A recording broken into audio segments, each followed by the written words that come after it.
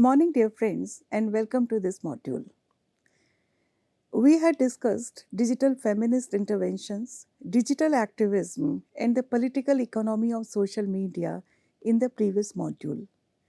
Today, we shall talk about the genealogy of cyberfeminism and its mediations across the cyberspace. We'll also look at the conceptual framework of cyborgs in digital communication and cyberfeminism. It allows us to critically examine the intricate relationships between technology, gender, and identity. We have always had some essentialist approaches with regard to digital spaces, online communication, and technology. They were seen as socially shaped, but shaped only by men. Women were excluded from this shaping.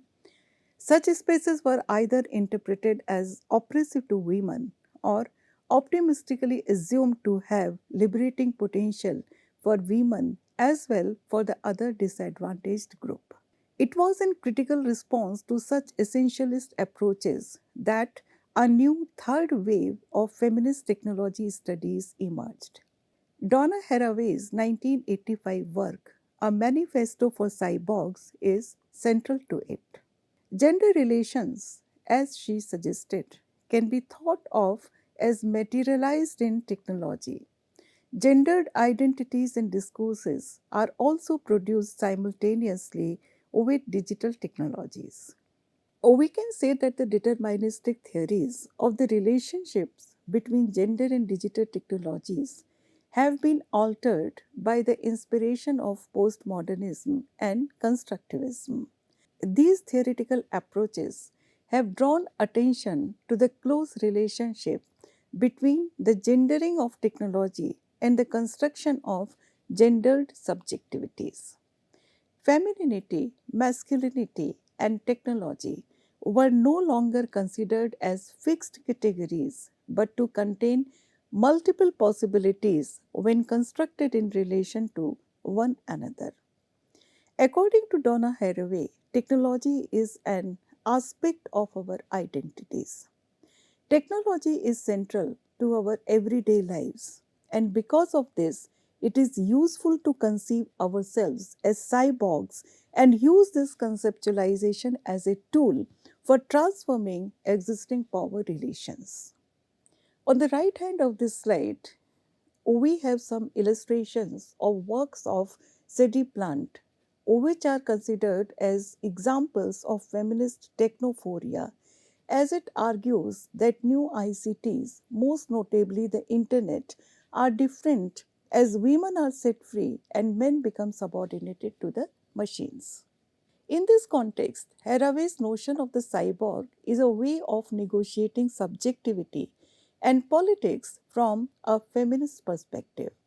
It also addresses many anxieties women in particular experience when they encounter technologies. It is therefore crucial to understand that internet practices and digital communication can transform not only the lived experience but also the corporeal existence in ways that can resist or reinforce hierarchies of gender. The earlier debates on cyberfeminism were characterized by a utopian vision of post corporeal women transcending embodiment and corrupting patriarchy. Sadie Plant has conceptualized cyberspace as a liberating space for women. Her title, Zeros Plus Ones, refers to the binary code, where zeros stand for female and ones is phallic and male. It predicts that the digital future is feminine and non-linear, a world in which zeros are displacing the phallic order of the ones. While Plant's optimism about the potential of gender equality in cyberspace could be taken as a reaction against the conceptualization of technology as being inherently masculine, she is criticized for reinscribing essentialist notions of gender and avoiding the materiality of bodies. Modern discourses on cyberfeminism avoid the reification of technology as being liberating and retain the vision of cyber feminist subjectivity as inseparable from the moral political subject. And therefore, cyber feminism can be thought of as a corrective to the Cartesian mind body dichotomy, an approach which emphasizes on embodied oblique material oblique lived dimensions of virtual human technology interactions. Cyberfeminism is concomitant with the idea of cyborgification. It holds that gender differences are highlighted by the alternate ways in which men and women relate to the technological spaces of information. It is in this view that cyberfeminism reiterates the second wave feminist recognition that bodies are sites of differential social power and that emergent digital body is rigidly classed, raised, and geographically located.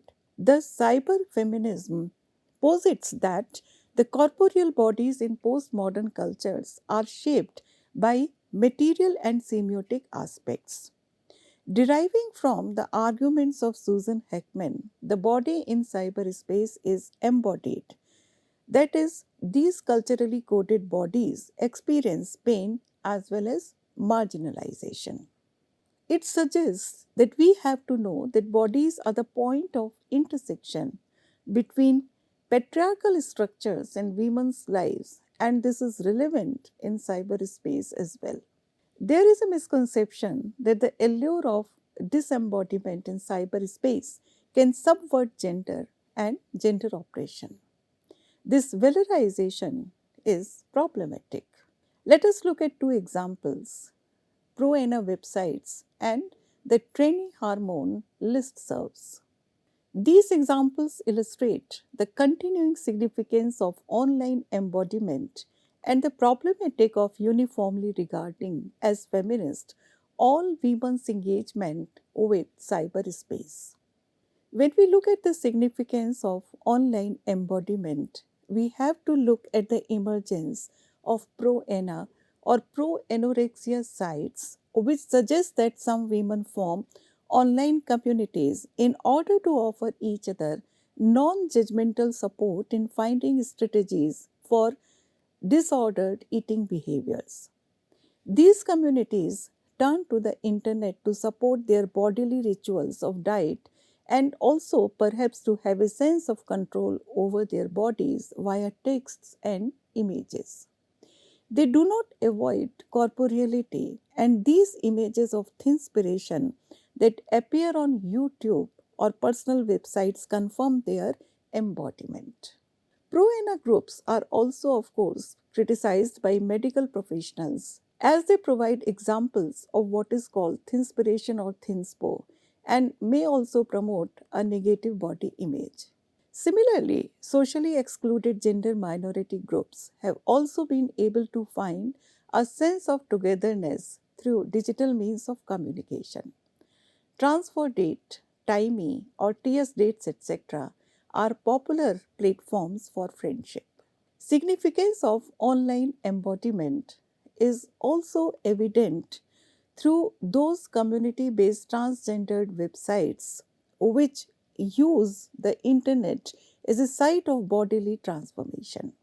Websites such as Gender Sanity provide information about how to transform the body in a specifically gendered ways.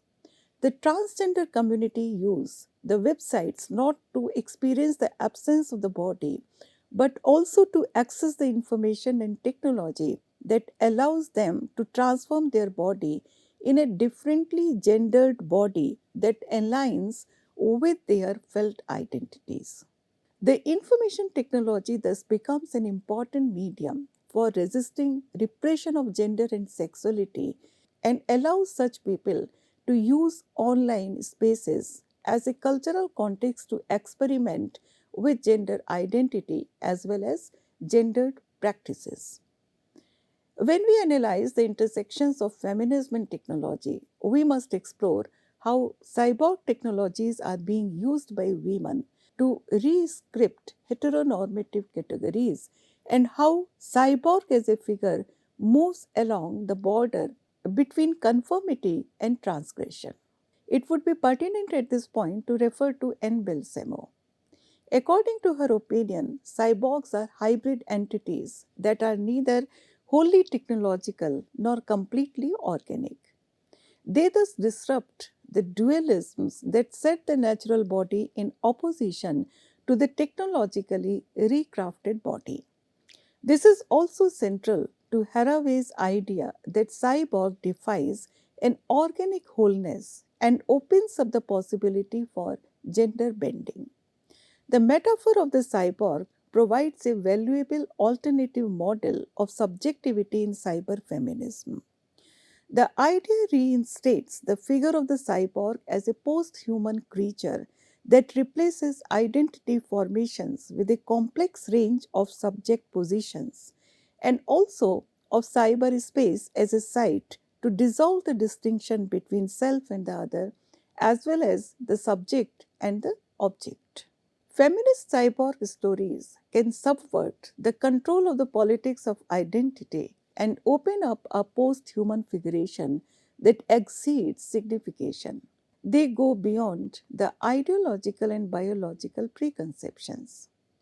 We can cite the example of the computer gamer persona Lara Croft and examine it as a diverse variation of the cyber feminist project and also as a cyborg figure as she works with and against the power structures. Lara Croft is a hybrid cyborg figure created in 1996 by Eidos Interactive for the Tomb Raider video game series. Croft subverts and manipulates gender roles, undermining the way we are expected to read the hyper feminine script of her body.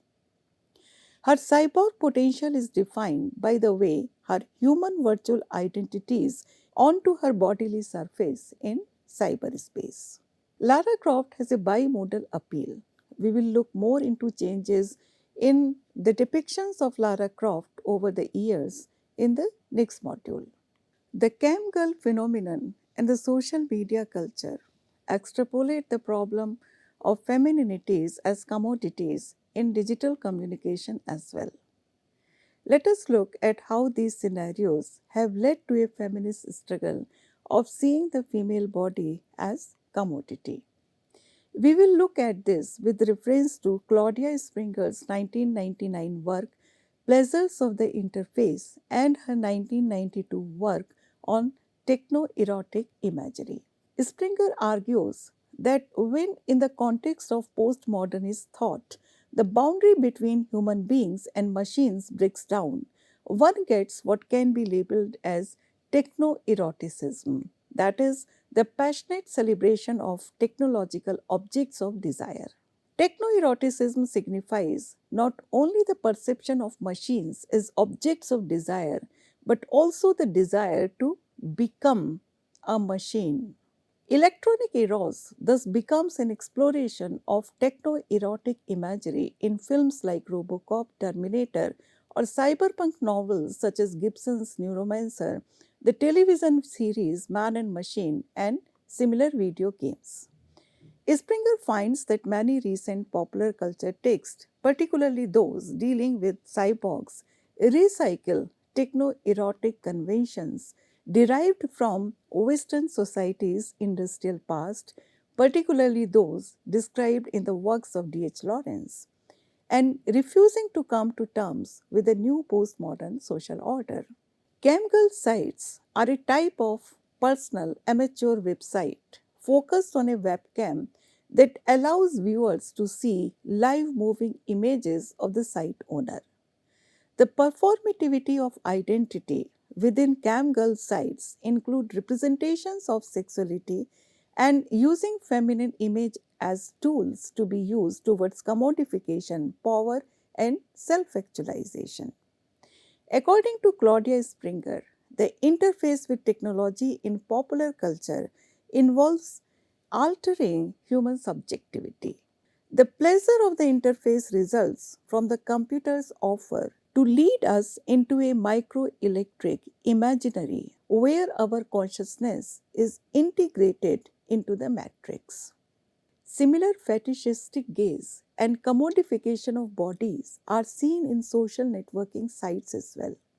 This stems from the unrealistic ideals of beauty, the commodification of user activity, and the emergence of power feminism, which is attributed to marketing feminism in media.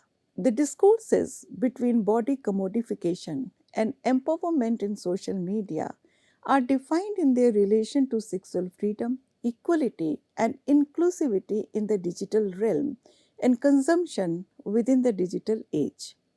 There is a regular consumption of sexually objectifying imagery on social networking sites that is directed towards increased body surveillance. In this context, we can say that the cyborg imagery also conforms to traditional sexual representations and erotic interfacing. The cultural standards of beauty in social media are also very much present there.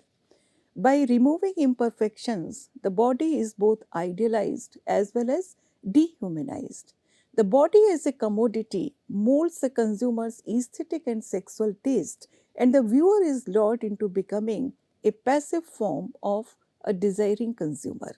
Explicit imagery and self objectification, especially through the consumer practices of selfie, molds the body as an erotic sign value.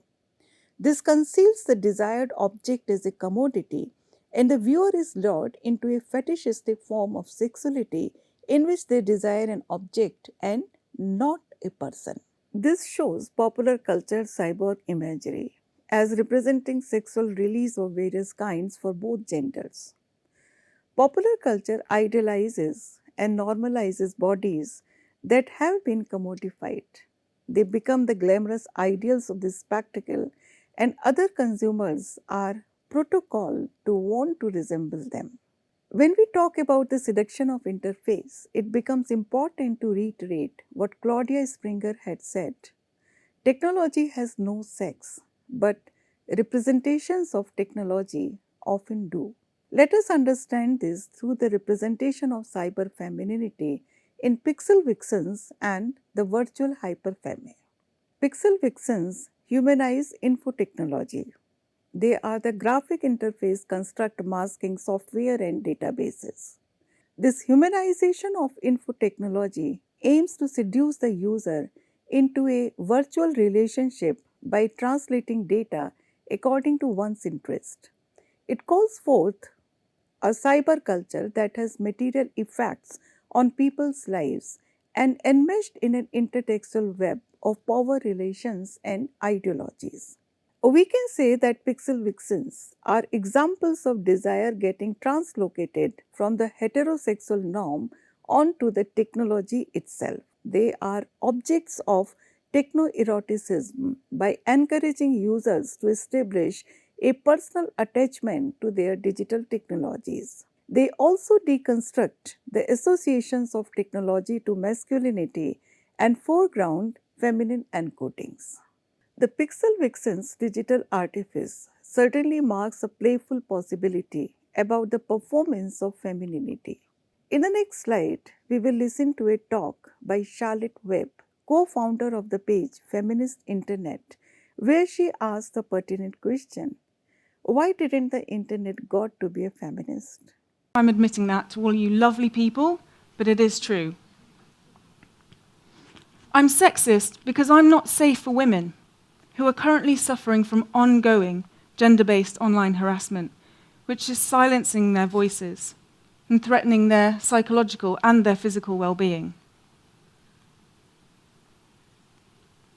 I'm sexist because I'm being created in a predominantly male tech sector, where 3/4 of leadership positions are held by men, a sector whose culture of misogyny is in the headlines more and more often.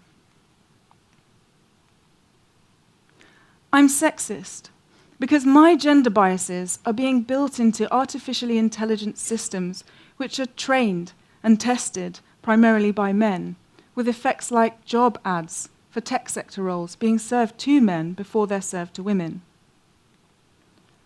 And I'm sexist because, like all my media predecessors, I currently promote and sell idealized, Western beauty standards by flooding platforms like Instagram with picture-perfect images, which are creating unrealistic body expectations and self-image problems for many people, but particularly for young women.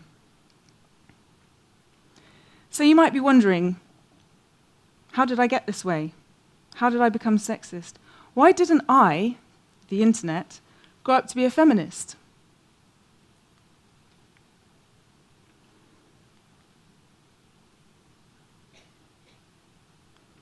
Before I get to that, you might want a definition of what I mean by a feminist, since I'm asking myself why I didn't grow up to be one. If you want a definition, I'd say a feminist is someone who advocates for women's rights on the grounds of the equality of the sexes, right? But we all know definitions never tell the whole story.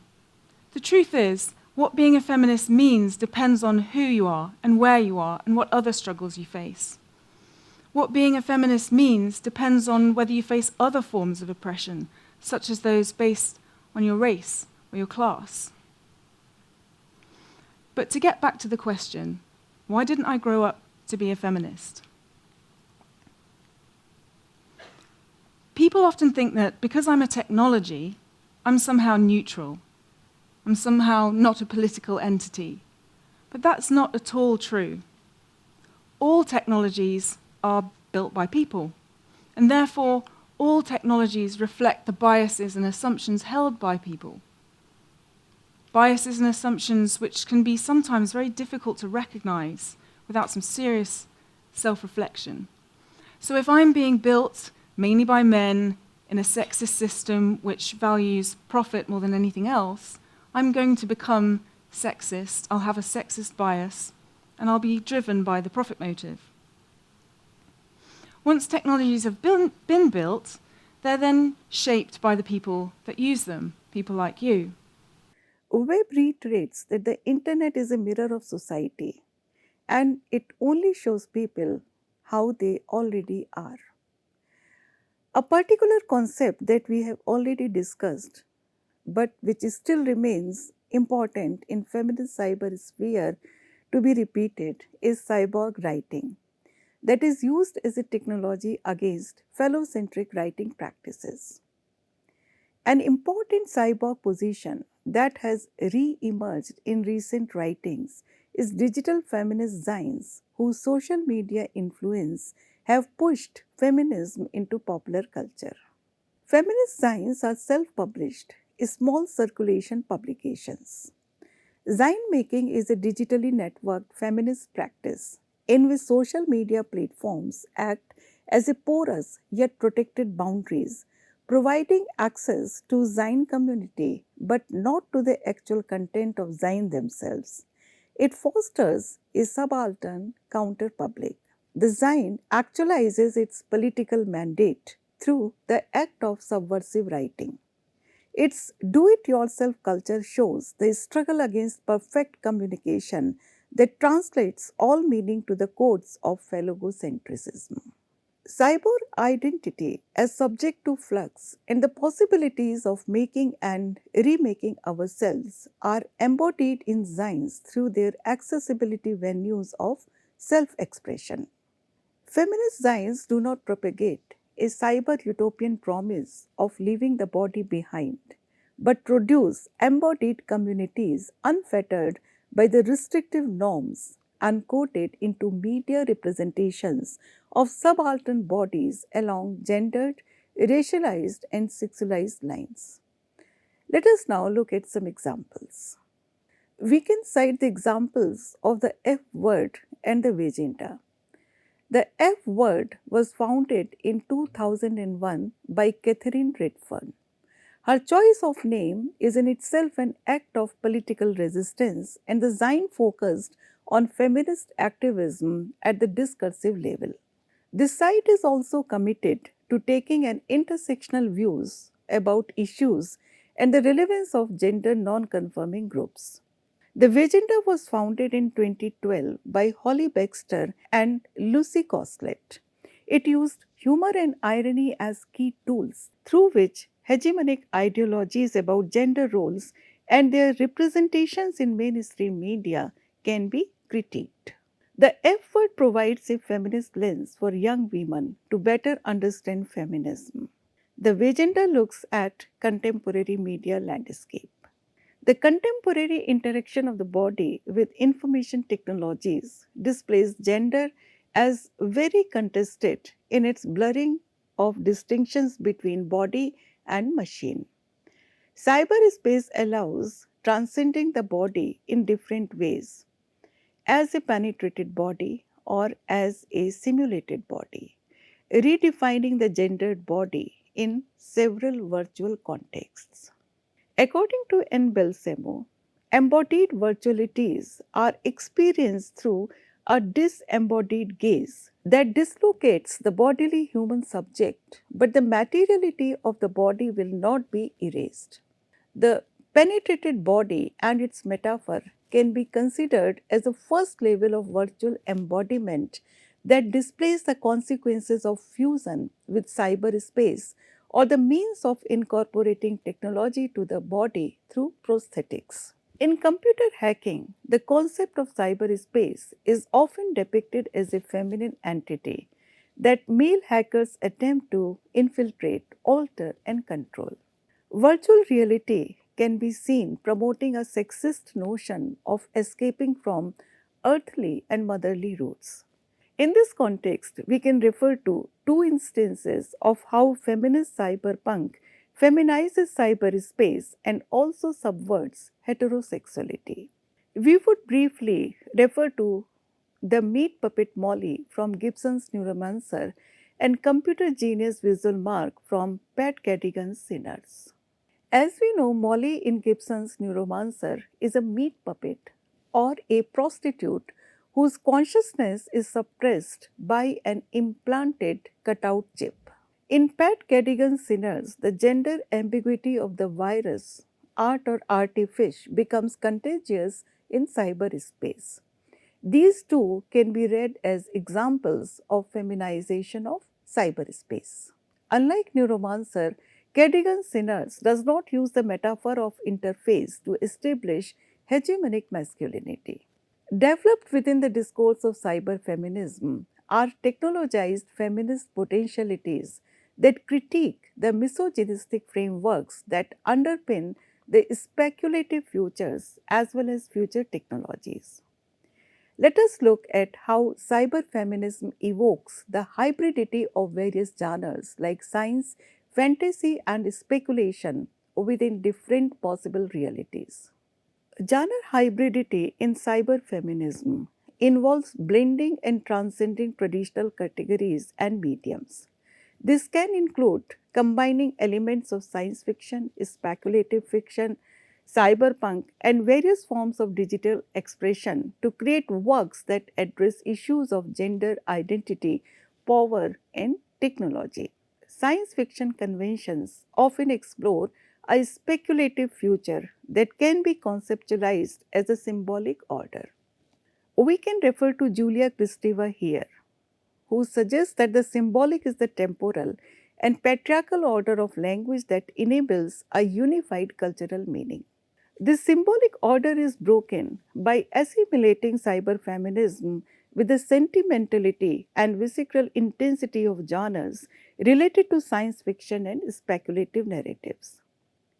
For example, the contemporary 2023 novel Vega, the Intergalactic Warrior by Priyamvada Gaur represents genre hybridity of cyberfeminism by combining the speculative narrative of the micropolitics in parallel worlds and demonstrating the construction and deconstruction of the feminist subject in a technologically influenced post-human world. In the next slide, we have a brief interview with the author Priyamvada Gaur.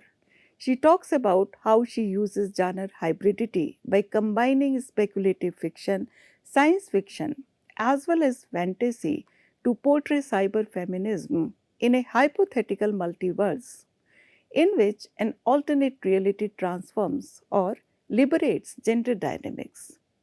This online interview was conducted by Ms. Sushri Rautre, a senior research fellow at IIT Roorkee.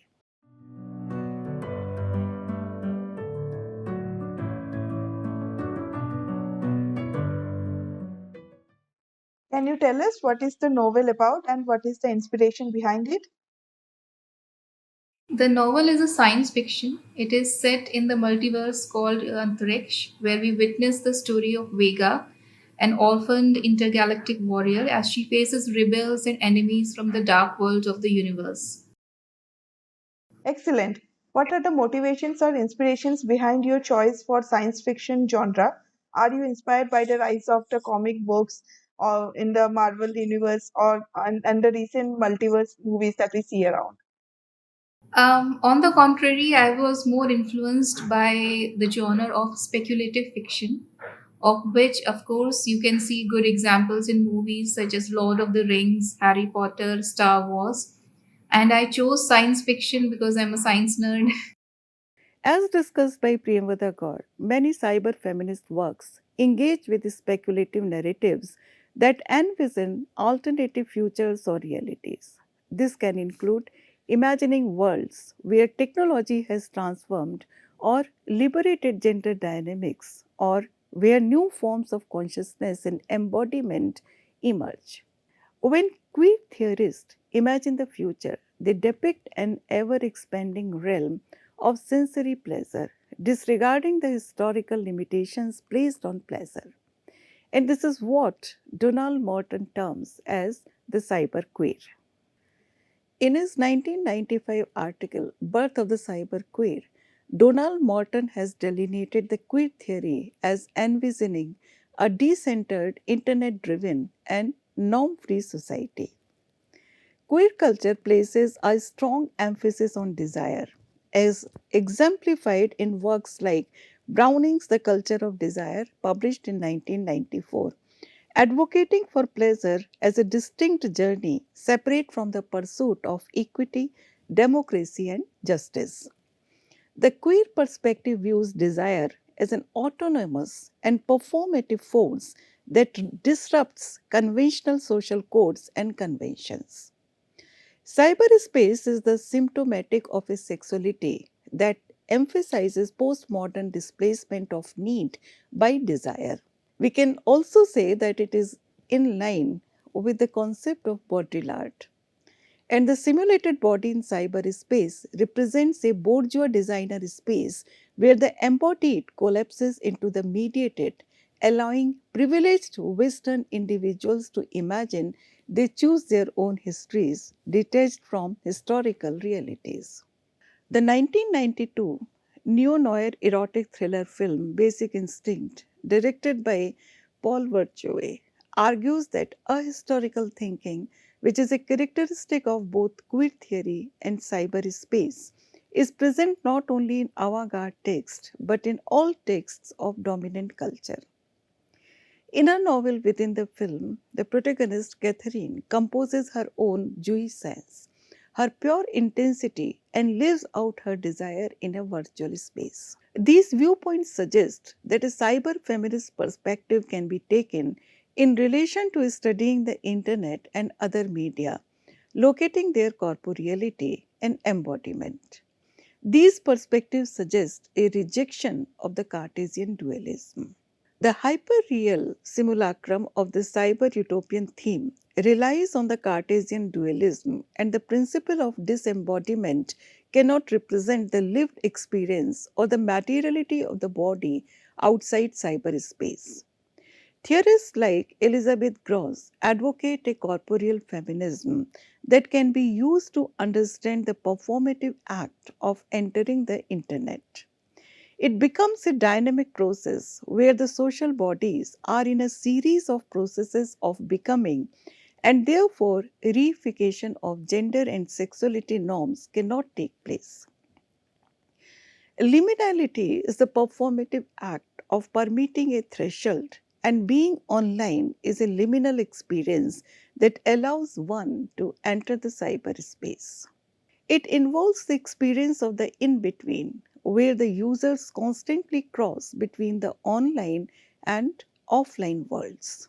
Corporeal cyberfeminism acknowledges the potential for multiple and evolving identities in digital spaces by allowing fluid and dynamic expression. By allowing fluid and dynamic expression of identity. It challenges Cartesian dualism and propounds that engaging with the internet is a performative act. It is central to how individuals express themselves and interact with others in the online space. Online virtuality and offline reality constitute each other. The intersection of gender and cyberfeminism unveils a dynamic and multifaceted terrain, challenging traditional notions of identity, embodiment, and power dynamics in the digital realm. The corporeal importance within cyberfeminism disrupts Cartesian dualism and emphasizes the lived experiences of individuals within the virtual space. By embracing the cyborg as a symbol of empowerment, cyberfeminism champions the integration of technology into our lived experiences as a tool for control or liberation. It provides a vital framework for constructing or deconstructing fetishistic gaze and misogyny and advocating for digital spaces that prioritize empathy, respect, and equality. In the next module, we will be looking at the evolving portrayal of gender in video games. Thank you.